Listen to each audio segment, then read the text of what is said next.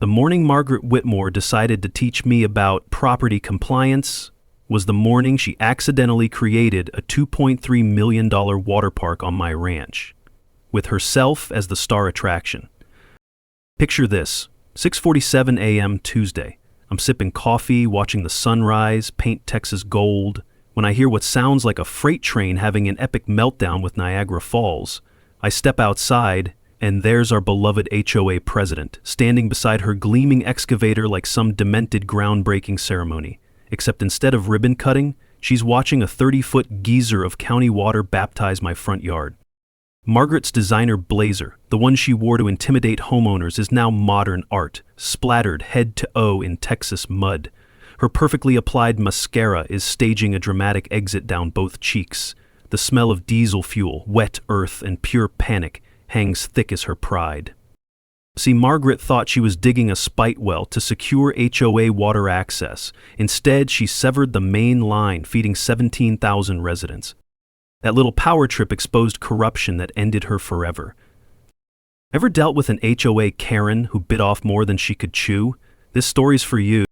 My name's Jake Thompson, and 6 months ago I thought my biggest problem would be whether to paint my barn red or leave it weathered gray for the Instagram tourists who kept stopping to photograph authentic Texas.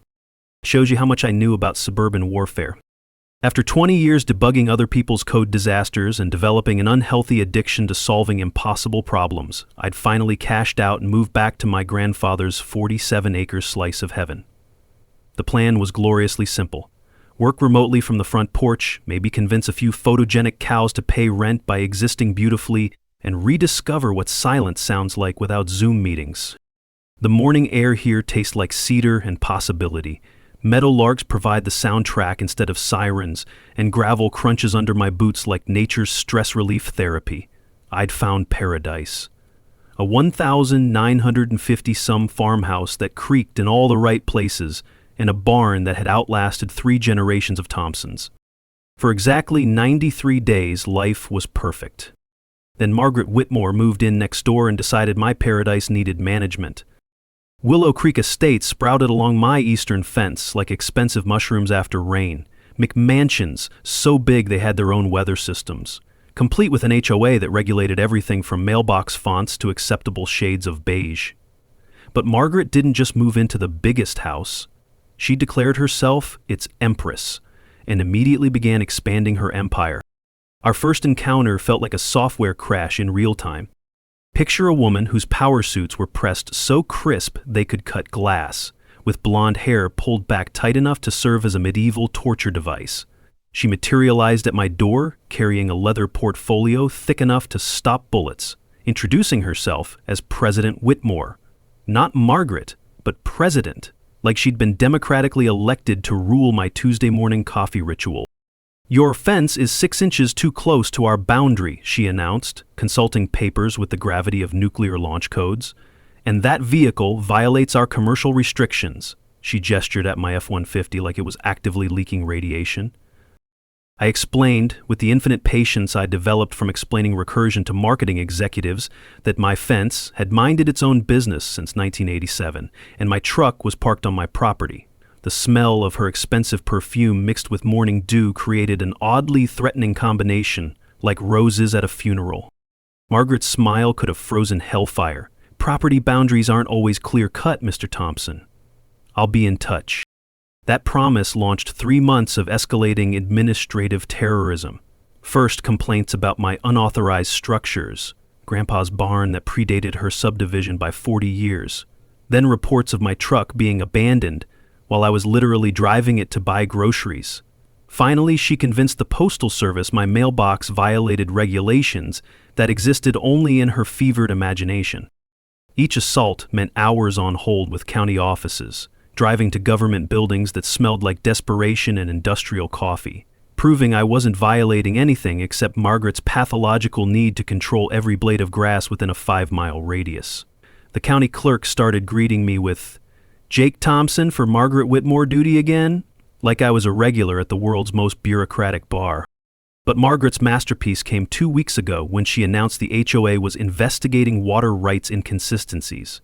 She'd hired a surveyor with homeowners' money to find any excuse claiming my land belonged to her suburban kingdom. The woman had done her homework with terrifying thoroughness. She'd discovered a 1952 survey discrepancy from when Grandpa bought the place. Nothing affecting actual boundaries, but enough gray area to file lawsuits until I either bankrupted myself or surrendered my peace treaty with reality. The water rights angle was diabolical genius wrapped in bureaucratic legitimacy. Prove HOA water access across my property, force an easement fight, game over. Margaret Whitmore had declared war on my retirement dream. Too bad for her. This old code monkey had spent decades solving problems way more complex than one power-drunk HOA president with delusions of municipal grandeur. She had absolutely no idea that sometimes the best debugging strategy is letting the system crash itself spectacularly. The smell of diesel fuel and pure panic would soon teach her that lesson in the most expensive way possible. 2 days after Margaret's water rights announcement, I woke up to the romantic sound of diesel engines serenading my bedroom window at precisely 6:30 a.m. Nothing says good morning like heavy machinery, am I right? I stumbled to the front porch in my bathrobe, coffee mug in hand, expecting county workers fixing a pothole. Instead, I found Margaret conducting what looked like a corporate hostile takeover of my front yard. She stood beside a massive surveying truck, clipboard clutched like a battle plan, directing two bewildered men with equipment toward my fence line. The woman was dressed for a board meeting, not tramping through Texas dirt at dawn, because apparently property theft requires business attire. "Morning, Mr. Thompson," she chirped with the fake cheerfulness of a used car salesman. "Just conducting our HOA boundary verification, nothing to concern yourself with." The smell of diesel exhaust mixed with her overpowering perfume created an olfactory assault that made my head spin. Or maybe that was just the sheer audacity. "That's my property you're surveying, Margaret." "President Whitmore, please." She consulted her clipboard with the theatrical precision of someone announcing lottery numbers. "And actually, the survey will determine exactly whose property this is. According to our research, there may be some discrepancies in your grandfather's original deed. One surveyor was already setting up equipment 20 feet inside my fence line, treating my land like it was Central Park. The other was photographing everything. My barn, my house, even my truck in the driveway. The metallic click, click, click of his camera sounded like a countdown timer to my financial doom. "You can't just waltz onto my property without permission," I said, gripping my coffee mug hard enough to leave fingerprints in the ceramic. Margaret's smile could have cut diamond. "Mr. Thompson, if this area falls within HOA common space, which our preliminary research suggests it might, then we absolutely can. I'd hate for you to interfere with a legitimate property survey." Here's where 2 decades of debugging impossible problems kicked in. When your system crashes, you don't panic. You document everything and find the root cause. I pulled out my phone and started recording. "Just documenting this legitimate survey for my records, President Whitmore." Margaret's practiced smile flickered like a dying light bulb. "That's unnecessary." "Oh, but thoroughness is so important in property matters," I said, channeling her own condescending tone back at her like a boomerang. "I'm sure the county would love to see how professional HOA surveys operate these days." What Margaret didn't know was that I'd spent the previous evening researching Texas property law instead of binge-watching Netflix like a normal retiree. Knowledge nugget. In Texas, property surveys on disputed land require written notice to all affected parties 72 hours in advance, and trespass laws still apply during preliminary research. The takeaway? Margaret's surprise survey was about as legal as a $3 bill printed on toilet paper. "Gentlemen," I called to the surveyors loud enough for my phone to catch every word, "I'm going to need to see your permits and the written notice that should have been delivered to me 3 days ago." The lead surveyor's face went blank as a Windows blue screen. "What? Written notice?" The lady said this was all approved. Margaret's complexion cycled through several interesting colors before settling on a shade that perfectly matched my barn's faded red paint. The scent of her desperation was almost as strong as her perfume now. "Mr. Thompson, you're being deliberately obstructionist." "I'm being deliberately legal," I replied, still recording as the surveyors began packing their equipment with the efficiency of professionals who'd been burned by amateur hour before. "Something you might want to try sometime." The sound of metal cases snapping shut was better than Christmas morning. "This isn't over," Margaret hissed, her voice tight as piano wire about to snap. "No," I agreed, watching her storm back toward her McMansion, designer heels clicking against asphalt like an angry woodpecker. "I don't think it is." But as I watched her retreat, shoulders rigid with wounded pride, clipboard clutched like a security blanket, I realized Margaret had just handed me a gift wrapped in incompetence. She'd shown me she was willing to break the law to get what she wanted. More importantly, she'd assumed I was just another pushover retiree who'd fold at the first sign of official-looking paperwork. Margaret Whitmore was about to learn that assumption was her first mistake. And in my experience debugging complex systems, when someone makes their first critical error, they're usually already coding their second. The smell of diesel was fading, but the aroma of Margaret's desperation was just getting started. Margaret's revenge arrived exactly 1 week later, hand-delivered by a county inspector who looked like he'd rather be investigating actual crimes instead of whatever fresh hell had landed on his desk. "Mr. Thompson?" He consulted his clipboard with all the enthusiasm of someone reading his own death warrant. "I'm here about the violation. I was under my truck's hood, elbow deep in spark plug therapy, when this bureaucratic meteor struck my perfectly peaceful Tuesday. The smell of motor oil and fresh coffee from my porch mug was about to be replaced by the stench of Margaret's latest masterpiece. What violations? Well, sir, Dave," his name tag looked as tired as his expression, squinted at his paperwork like it was written in ancient Sumerian. "Unauthorized livestock operations, improper waste disposal, and running a commercial vehicle repair business without permits." He gestured at my truck like it might explode. "Multiple complaints with photographic evidence." I straightened up, wiping greasy hands on my shop rag. Margaret had weaponized bureaucracy with the precision of a Swiss clockmaker, turning my weekend truck maintenance into an environmental crime scene. "Dave, this is my personal truck. I'm changing spark plugs, not running a chop shop. And what livestock? Do you see any cows?" Dave surveyed my completely cattle-free property, then made a note that looked suspiciously like "complainant possibly delusional." "Protocol says I have to complete the inspection, sir, but between you and me," he trailed off diplomatically. Knowledge nugget: Texas county inspectors are legally required to investigate all formal complaints within 48 hours, but they can also file frivolous complaint reports that flag serial harassers and protect their future targets. The takeaway? Piss off enough inspectors with bogus complaints, and the system starts protecting your victims instead of enabling your crazy. Tell you what, Dave, let's do this inspection properly, document everything, and create a paper trail for when this inevitably escalates into something requiring lawyers. Dave's relief was visible as sweat stains. "That'd be great, sir." We spent 20 minutes touring my property with the thoroughness of a crime scene investigation. Dave documented my obviously personal truck, my complete lack of livestock, and my environmentally pristine land while his pen scratched across forms like an angry cricket. Each note was another nail in Margaret's credibility coffin.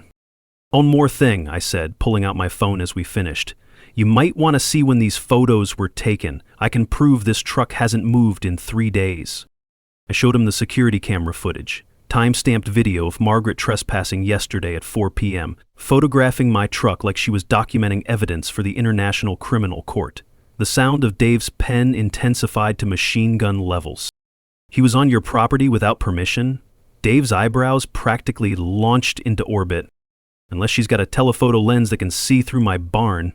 The smell of Margaret's desperation was getting stronger, apparently strong enough to reach the county offices.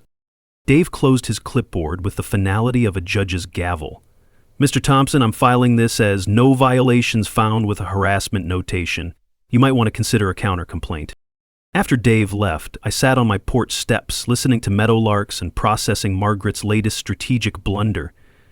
She'd escalated from illegal surveys to filing false reports, burning through her credibility faster than a meth lab explosion. My phone buzzed. "Your little games won't work forever. Some problems require permanent solutions." A concerned neighbor. I screenshot the message and added it to my growing file labeled Margaret's Greatest Hits. The woman was documenting her own harassment campaign with the dedication of someone building their own prosecution case.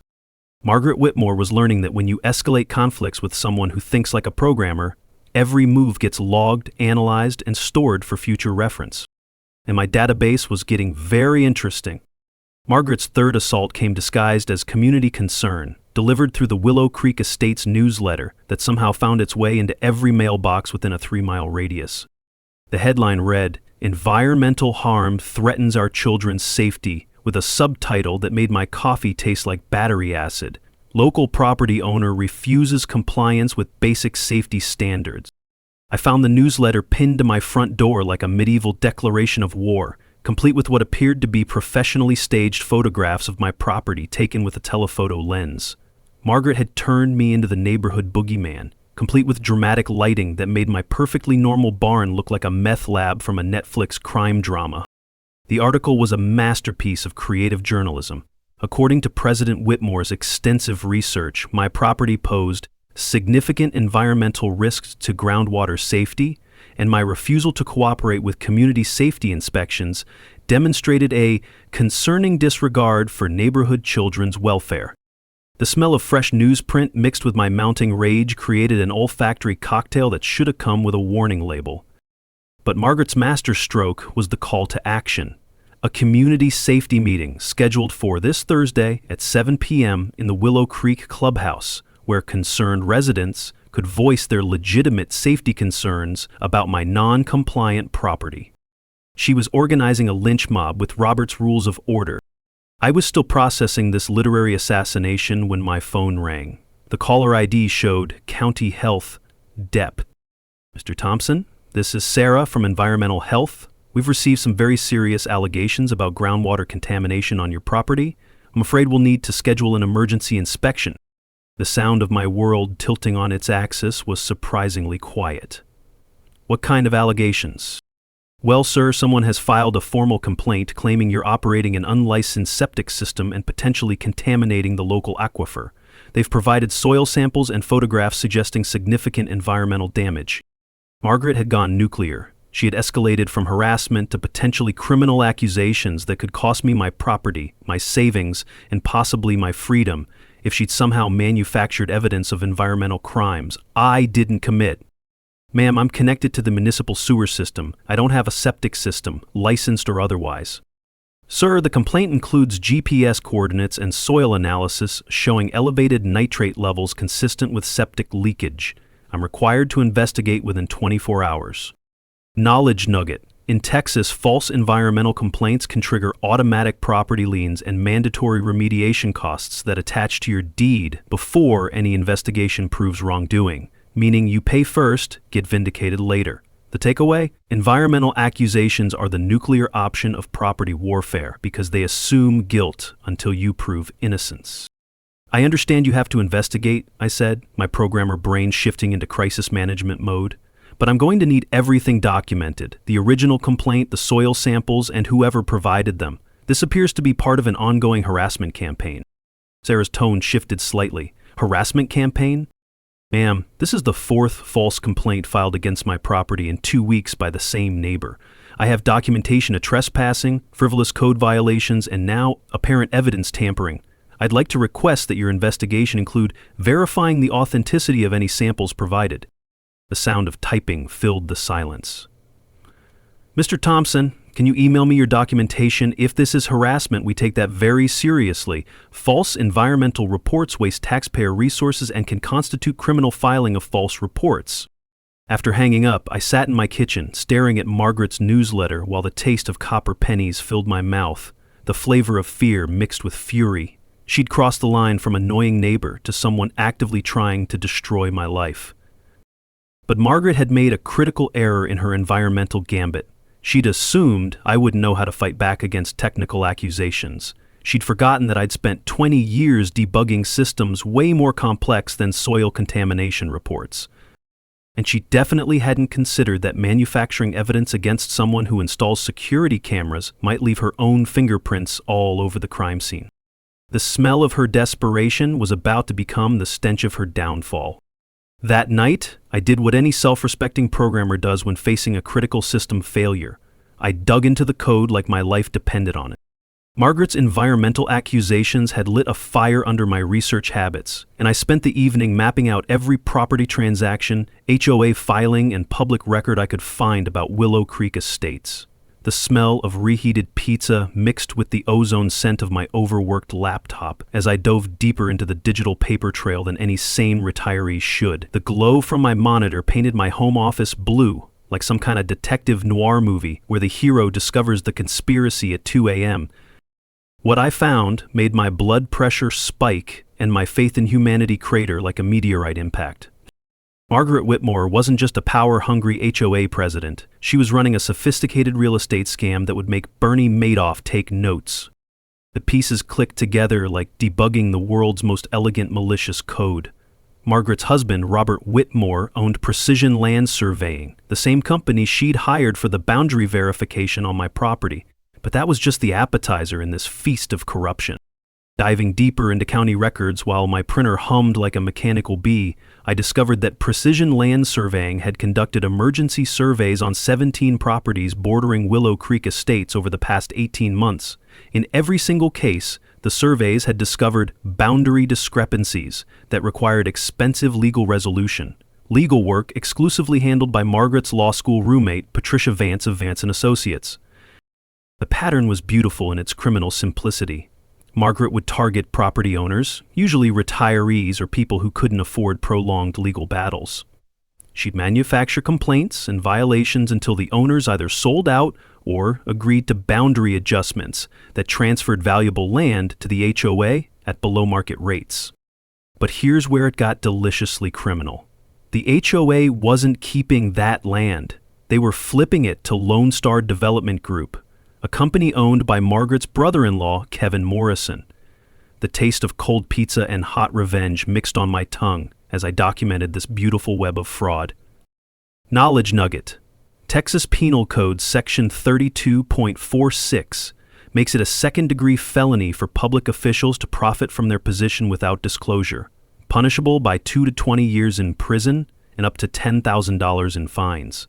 The takeaway? Margaret hadn't just been breaking HOA rules, she'd been committing felonies that could land her in an orange jumpsuit for the next 2 decades. The real kicker came when I cross-referenced property values.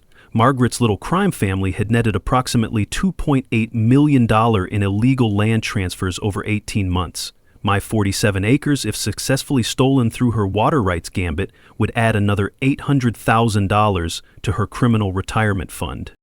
I leaned back in my chair, listening to the night sounds of my about-to-be-stolen property, and felt something shift in my chest, like tectonic plates moving. Margaret hadn't just picked the wrong target. She'd picked someone with the exact skill set needed to unravel her entire operation and gift-wrap it for federal prosecutors. But the absolute best part was yet to come. In her environmental complaint against me, Margaret had made a critical error that would have gotten her fired from any decent software company. She'd claimed the soil samples came from multiple locations across the subject property, complete with GPS coordinates and timestamps. The problem? 2 of those coordinates placed her on my property at times when my security cameras were recording in glorious high definition. And the timestamp on one sample matched exactly with footage of Margaret trespassing with a small shovel and sample bags, like some demented suburban archaeologist. Margaret Whitmore had created a digital confession to evidence tampering, complete with metadata that would make federal prosecutors weep tears of joy. I opened a new folder on my desktop and labeled it Project Margaret Nuclear Option. Then I started organizing 2 years' worth of evidence into a package that would simultaneously destroy her HOA scam, expose her family's fraud operation, and hand the FBI a case so airtight it would make prosecutors fight over who got to put her away. Margaret thought she was playing chess while I was playing checkers. She had no idea I'd been programming her checkmate since the moment she stepped onto my property. The taste of victory mixed with cold pizza had never been so deliciously satisfying.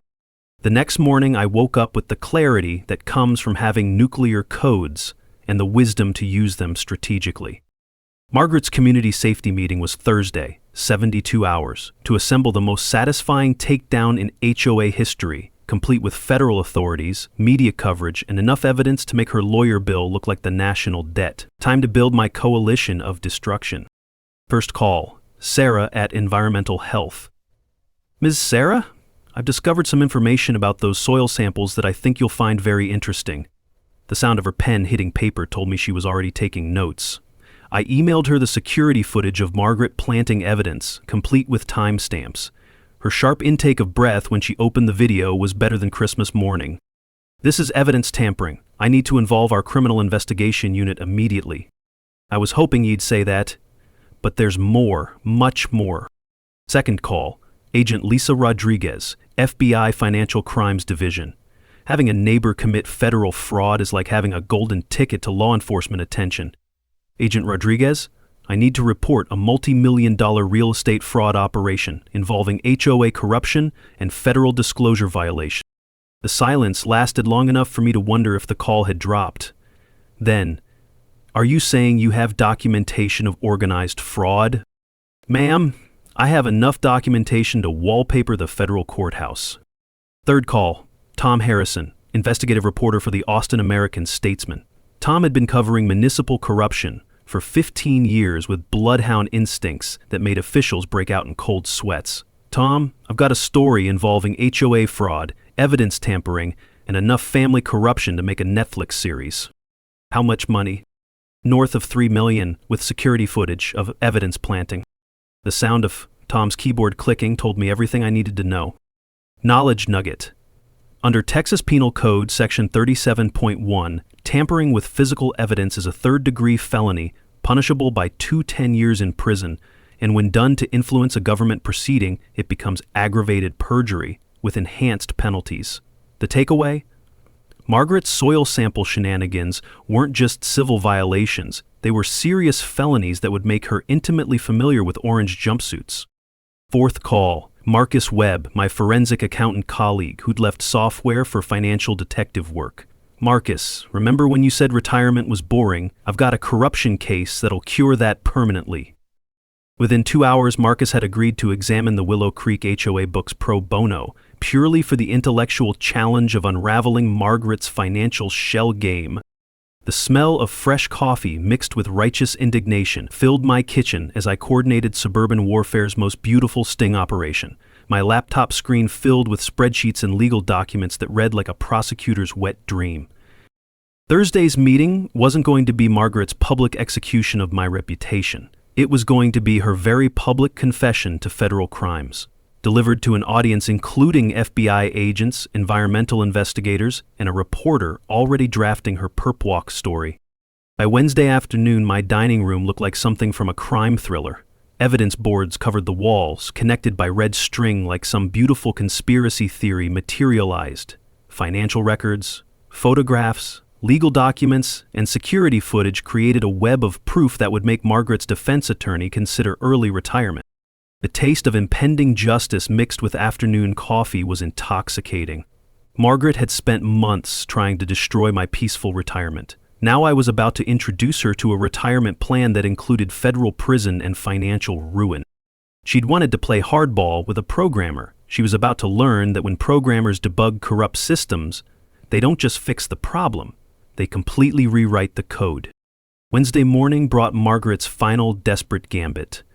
A perfectly typed legal threat taped to my front door like some suburban declaration of war. The cream-colored envelope was addressed to Mr. Jacob Thompson, property owner, in Margaret's precise handwriting. Inside, letterhead from Vance & Associates made my coffee taste like anxiety, and my stomach clench like a programmer facing a critical system failure. Notice of imminent legal action screamed across the top in bold letters visible from space. According to Patricia Vance, Esquire, Margaret's law school roommate and co-conspirator, I had 24 hours to cease harassment activities, remove unauthorized surveillance equipment, and agree to mediation regarding boundary disputes. Failure to comply would result in immediate legal action seeking restraining orders, property liens, and monetary damages exceeding $500,000. The smell of expensive legal paper mixed with morning dew created an olfactory cocktail of intimidation and pure desperation. Margaret was throwing everything at the wall before tomorrow's showdown. But the real kicker was the final paragraph. Recent environmental contamination discoveries may require immediate evacuation and remediation at owner expense.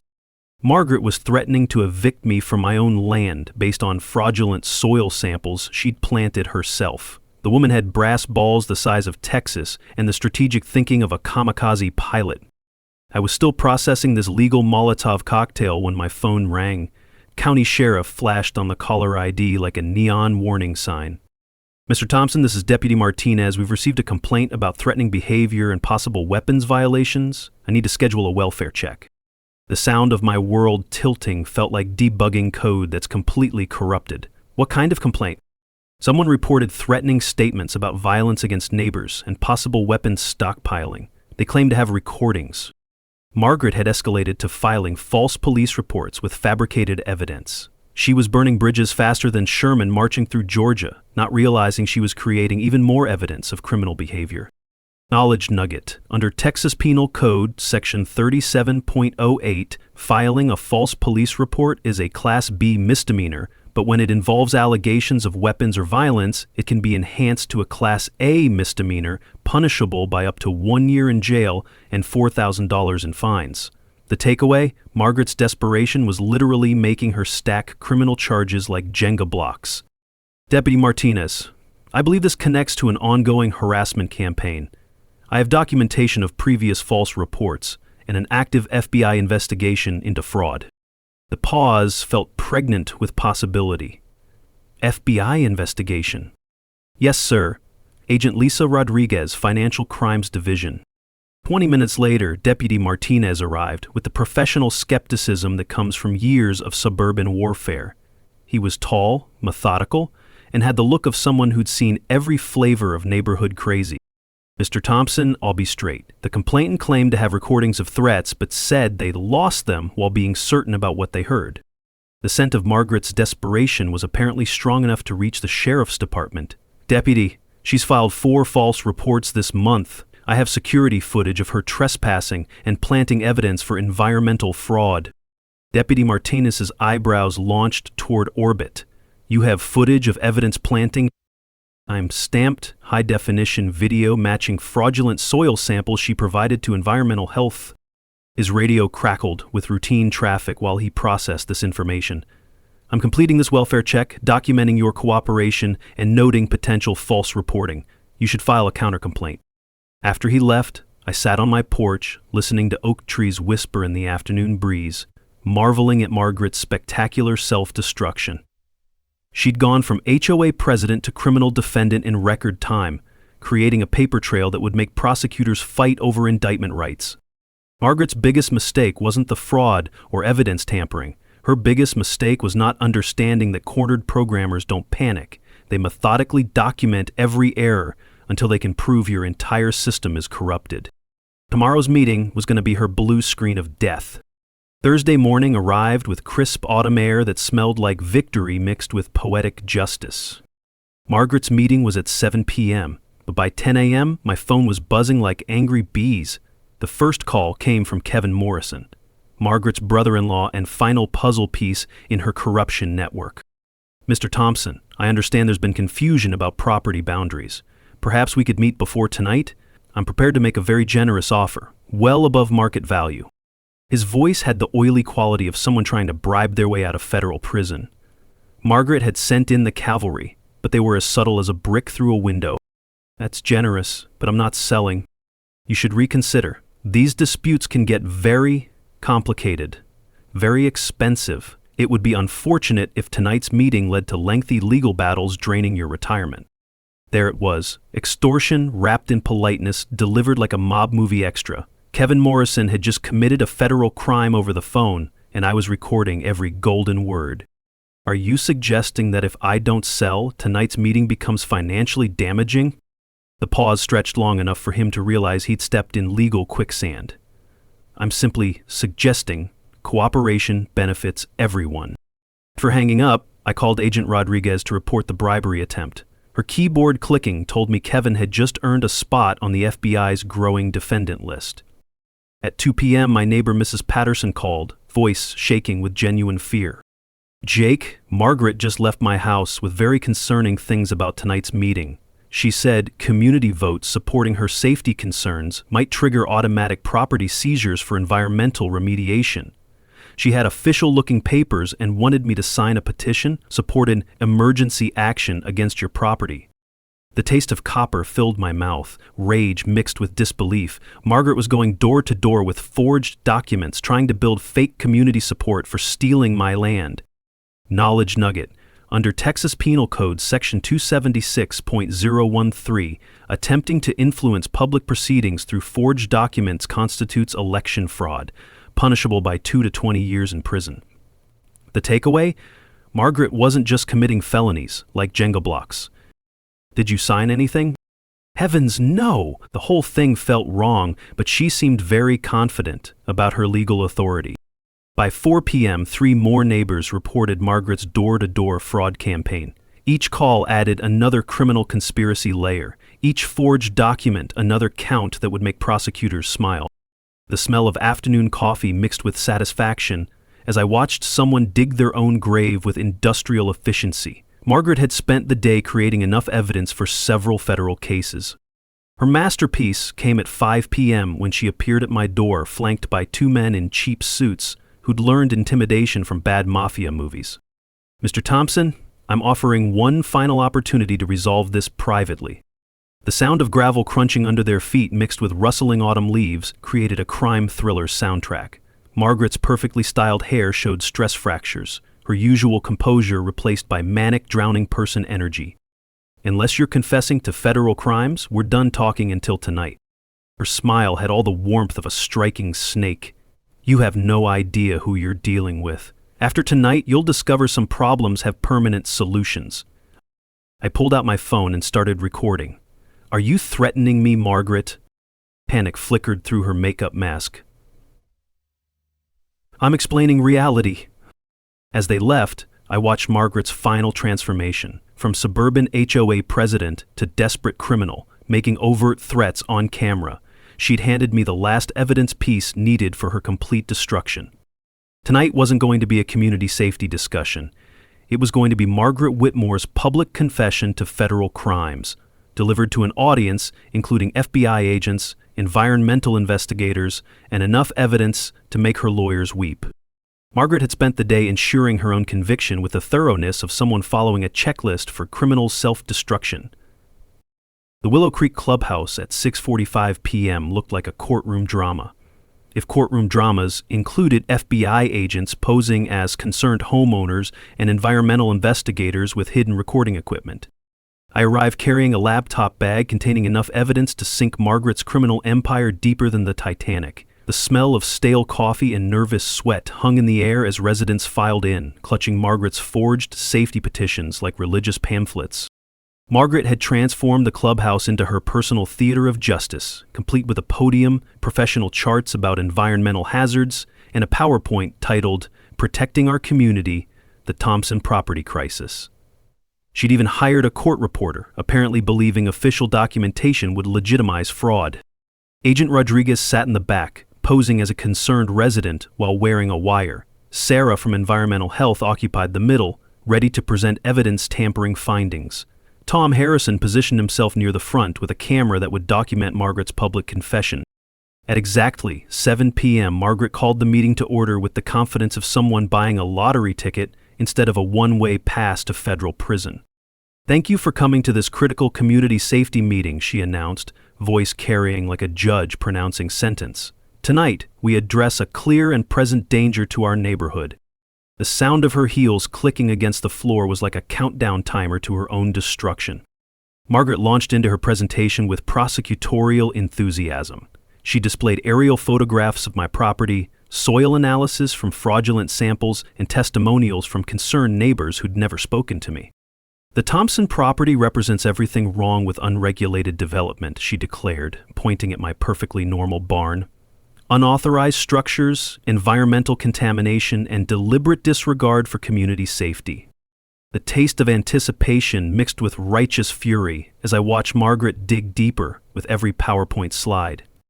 Her masterpiece came when she called Kevin Morrison as an expert witness. Lone Star Development has extensive experience remediating compromised properties, Kevin announced with snake oil salesman confidence. "We're prepared to purchase the Thompson land immediately and begin emergency cleanup at no community cost." Agent Rodriguez's pen hit paper audibly as Kevin confessed to conspiracy in front of 30 witnesses and federal recording equipment. Knowledge nugget. Under Texas Penal Code Section 15.02, conspiracy to commit fraud in a public forum with multiple intended victims becomes a first-degree felony punishable by 5 to 99 years in prison. The takeaway? Margaret and Kevin had just upgraded from white-collar crime to major felony territory on live recording. Margaret called for a community vote on emergency action, apparently believing mob rule could override federal law and property rights. That's when I stood up. Point of order, President Whitmore. The silence was so complete you could hear the air conditioning humming like a mechanical heartbeat. Mr. Thompson, you have no standing in these proceedings. Actually, I have quite a bit of standing. I connected my laptop to the projection system, especially regarding criminal fraud, evidence tampering, and conspiracy charges. Margaret's face cycled through several colors as my first slide appeared. Criminal Evidence Presentation, the Margaret Whitmore Fraud Network. What you're witnessing isn't a community safety meeting, I announced to the packed room. It's a criminal conspiracy to steal private property, conducted by officials who've already stolen $2.8 million from previous victims. Shocked gasps filled the room as I displayed financial records showing Margaret's family fraud network. Bank transfers, property deeds, and survey records painted organized crime that would embarrass the Sopranos. The soil samples Margaret presented were planted by her own hands, captured on security cameras with timestamps matching her fraudulent environmental reports. I played the video of Margaret trespassing with sample bags. The room's collective gasp was better than applause. Agent Rodriguez, I believe you've heard enough. Agent Rodriguez stood, badge gleaming under clubhouse lights. FBI. Margaret Whitmore, Kevin Morrison, you're under arrest for conspiracy to commit fraud, evidence tampering, and violation of federal disclosure laws. The click of handcuffs was the sweetest music I'd heard in months. Margaret's final words, captured by Tom's camera. This isn't over. You have no idea what you've done. But I knew exactly what I'd done. I debugged a corrupt system, removed malicious code, and restored proper function to a community that deserved better than criminal leadership. The taste of justice, mixed with clubhouse coffee, was absolutely perfect. 6 months later, I'm sitting on my front porch watching sunrise paint the Texas hill country gold, sipping coffee that tastes like freedom mixed with vindication. Margaret Whitmore is currently residing in a federal facility where her daily schedule is managed by people who don't care about her property compliance opinions. She received 18 months for conspiracy, evidence tampering, and false reports, plus 3 years probation and $2.8 million in restitution to victims. Kevin Morrison got 2 years for his conspiracy role, and his development company dissolved faster than sugar and rainwater. Patricia Vance lost her law license and now works at a call center, learning customer service from the receiving end. But the real victory wasn't Margaret's perp walk on evening news, though that was admittedly satisfying. The real victory was what happened to our community afterward. The HOA board was completely restructured, with new bylaws requiring financial transparency and independent oversight. No more secret deals, no more family contracts, no more boundary adjustments benefiting board members' relatives. The smell of accountability is stronger than morning coffee and infinitely more satisfying. Tom Harrison's HOA corruption series won a state journalism award and led to new legislation requiring stricter homeowners association oversight across Texas. Our little suburban drama had exposed a statewide problem needing serious attention. The 17 families who'd lost land to Margaret's scheme got their property back, plus compensation. Mrs. Patterson, brave enough to call me about Margaret's door-to-door fraud, used her settlement to start a neighborhood watch program that actually watches out for neighbors instead of harassing them. Agent Rodriguez told me the FBI opened 43 similar investigations based on patterns we'd uncovered. Margaret hadn't just been running a local scam, she'd been part of a network, bilking homeowners across 3 states. My revenge project had accidentally blown up a multi-million-dollar criminal enterprise. The taste of morning dew mixed with satisfaction has become my favorite flavor. My 47 acres remain mine. My barn stays weathered gray for Instagram tourists, and my truck sits in my driveway without anyone questioning its existence. But the best part is what we built from Margaret's criminal empire ashes. The Willow Creek Community Fund, established with recovered fraud money, provides college scholarships for local kids. Last spring, we sent 12 students to university, including Margaret's neighbor's daughter, who dreams of becoming an environmental lawyer. The irony is delicious.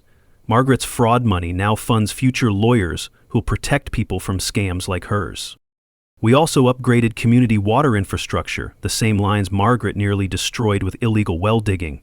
The new system serves both my ranch and Willow Creek development, proving cooperation works better than theft. Every Thursday, we hold community meetings in the same clubhouse where Margaret tried stealing my property, but now they're actual community meetings, planning block parties, organizing charity drives, discussing real improvements instead of criminal conspiracies.